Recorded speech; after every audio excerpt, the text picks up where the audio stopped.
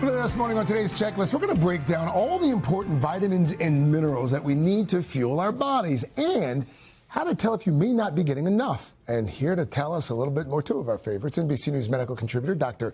Natalie Azar and Today nutrition and health expert Joy Bauer. And we're going to call this Bowzar. This is Bowzar. I love it. We'll answer to that. They prefer Joytally. Yeah, we don't like that. I like Bowzar too. We're going with Bowser. That's going to be the name of the show. Let's start with calcium. I mean, first of all, how do you know if you need to be taking a calcium supplement? What are some clues? So importantly with calcium, we don't measure your calcium content in your body with a blood test. The serum calcium that people check in the lab has nothing to do with how much calcium you actually have in your body. And this is easy to remember, Craig.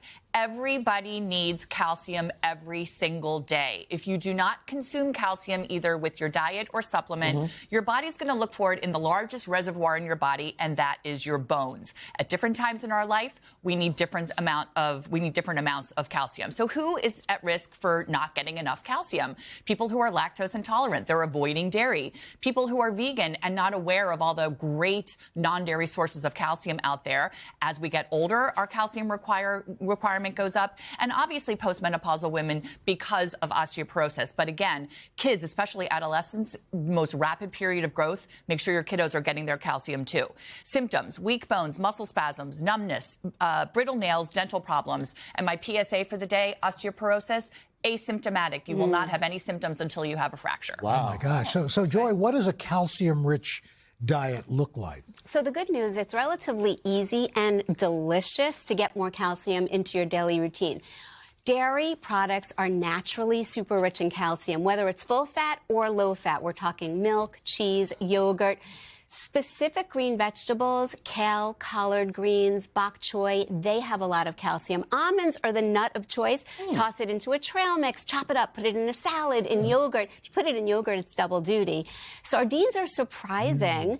Those tiny, teeny little bones are concentrated sources of calcium. I love sardines. I love sardines. And for people that have the fortified plant-based milks, things like almond milk, oat milk. So what the companies do across the board is they're mimicking the amount of calcium in cow's milk and they're fortifying. But one thing to know, the calcium can often settle to the bottom of the container. So every time you go to pour a glass, shake it up a little bit. Which is why it's really not milk. Okay. I shake my milk too. Just naturally, I shake the milk. That was a good one. Getting to vitamin Yes. D, you both were shocked that I've never had my vitamin D checked. Why is that? Vitamin D deficiency and insufficiency is so common. I will tell you, there are no recommendations from that United States Preventive Services Task Force to screen for vitamin D in the general population, but most of us do.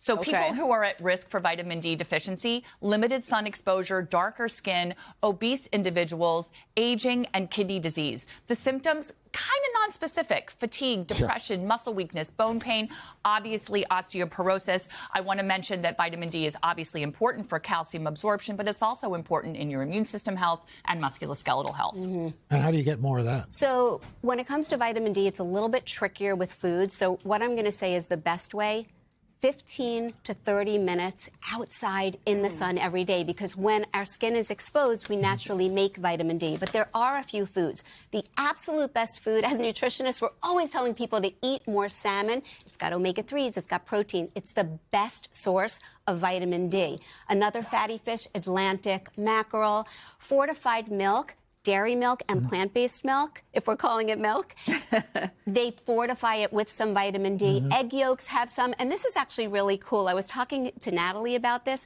Mushrooms are one of the only plant-based sources of D, and just like humans, when they're exposed to the sun or UV light, they actually make vitamin D. Wow. Isn't that cool? We're just like mushrooms. They were just like Just like shrooms. Craig is a fun guy. That was good. Thank you. Thank you, Bowser.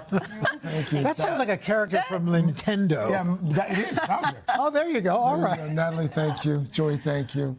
Hey, thanks for watching. And don't forget, you can catch the Today Show every morning on NBC or take Today when you're on the go. Just follow the Today podcast on Apple Podcasts, Spotify, or wherever you listen.